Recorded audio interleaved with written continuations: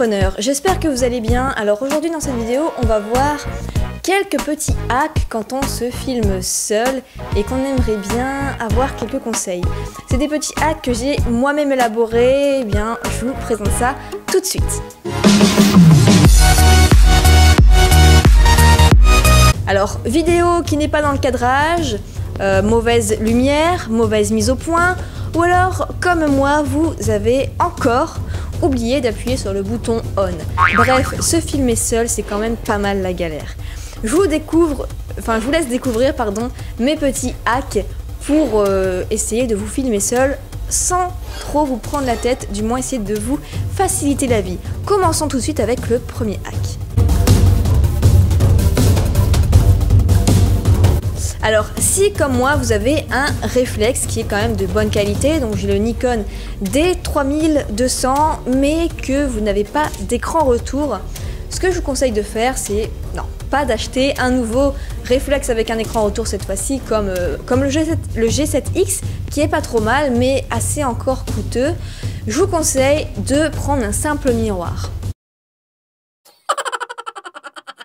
Non, pas vraiment se filmer comme ça dans le miroir. En fait, ce qu'il faut faire, c'est prendre un petit miroir que vous allez placer derrière votre appareil photo de façon à ce qu'il y ait, de façon à ce que vous voyez dans le miroir. Donc vous placez légèrement derrière sur le côté et vous allez vous voir ainsi dans le miroir. Donc ça facilite beaucoup les choses parce que vous pouvez voir si vous êtes bien dans le cadrage par rapport à la lumière, par rapport au fait si vous êtes net. Donc ça vous sauve d'avoir à acheter un écran ou alors un nouveau réflexe juste par rapport à ça.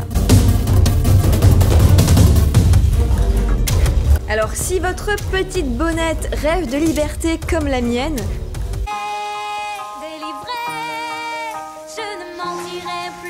j'ai deux astuces pour ça. Alors la première, ça va être de prendre, vous savez, les petits trucs comme ça pour mettre votre viande au congélateur. Et bien vous en découpez une et vous venez la fixer autour de votre bonnette, comme ça tiendra beaucoup mieux parce qu'à la base c'est pas très solide.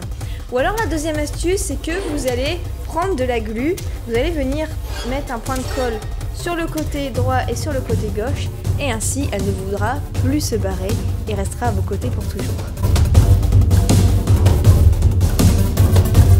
Alors faire la mise au point quand on se filme seul, c'est vraiment la galère. Ce que je vous conseille de faire, c'est d'abord de placer un objet là où vous allez vous positionner et ensuite vous allez faire la mise au point là-dessus et vous allez revenir à votre place et comme ça vous verrez dans votre petit miroir que vous allez être net sans forcément demander à quelqu'un qui va vous aider, puisque ici la vidéo parle bien de se filmer quand on est tout seul. Alors parlons maintenant de la lumière. Attention, il va faire tout noir. Ça va être tout noir. Ta gueule. Alors on voit quasiment plus là, vous voyez la lumière, hein, c'est vraiment pas le top. Donc si comme moi vous n'avez pas de kit éclairage, vous allez vous filmer avec la lumière qui va être juste derrière vous. Enfin la fenêtre avec la fenêtre qui va être juste placée derrière le réflexe. Donc ici moi j'ai 4 grandes fenêtres plus un balcon encore sur le côté. Donc la lumière est assez bonne, pas besoin de kit éclairage. Et en plus j'ai de la chance, aujourd'hui il fait beau. Donc sinon pour régler la lumière, soit vous allez mettre votre réflexe en mode automatique et ça va se régler tout seul, mais c'est pas forcément la meilleure solution, surtout quand c'est nuageux. Ou sinon vous allez dans le mode manuel. Et vous pouvez régler l'ISO, donc l'ISO c'est le plus important pour moi je trouve. Vous allez régler l'ISO, donc vous allez essayer de tester comme ça, c'est pas trop compliqué, vous allez voir. Et la deuxième chose à régler, ça va être l'ouverture de la lumière de votre réflexe. Et enfin, il y a une troisième option aussi à voir, c'est par rapport au fait que ce soit nuageux ou ensoleillé, etc. Donc vérifiez bien ces 3 paramètres lorsque vous filmez par rapport à la lumière pour avoir la meilleure qualité d'image possible. Alors, autre hack, c'est comment avoir la pêche en vidéo. Alors, plusieurs astuces. La première, ça va être de sauter juste avant de vous filmer pour vous mettre dans une bonne énergie. La deuxième astuce, ça va être de repenser à un truc drôle juste avant de vous filmer. La troisième chose, ça va être de faire comme Maxence Rigotier notamment, de regarder la caméra au moment où ça filme et dire Waouh, mais c'est génial! Ou alors tout simplement de vous dire que ça va être votre meilleure vidéo et que vous allez tout donner, donc vous allez avoir la patate et motivé pour faire de cette vidéo l'une des meilleures de votre chaîne. Dernier hack, ça va être au lieu de... Alors là je m'adresse à ceux qui se filment avec leur smartphone, donc notamment les iPhones, donc, qui ont quand même une superbe qualité, faut l'avouer. Donc au lieu de vous filmer à bras portants et qui va donner ceci,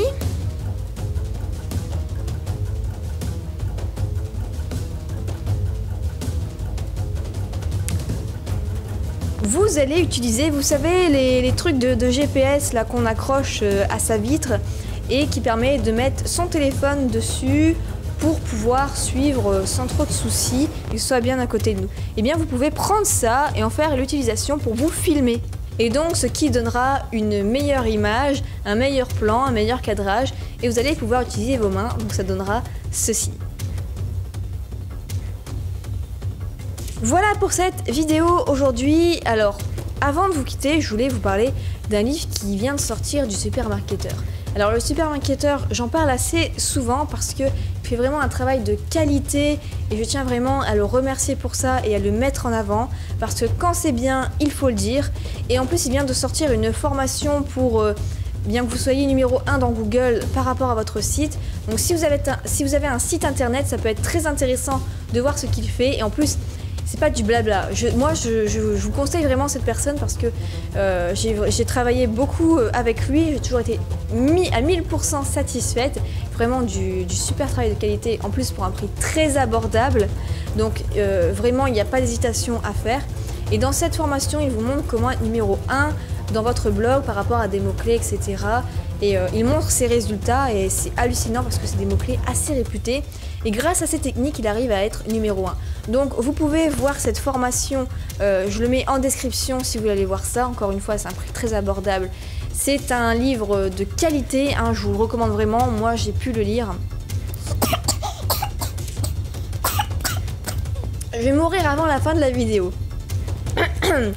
N'hésitez pas à laisser vos commentaires si vous avez d'autres petites astuces quand on se filme tout seul, ça peut être vraiment intéressant d'avoir des retours d'expérience. Et moi je vous retrouve dans une prochaine vidéo.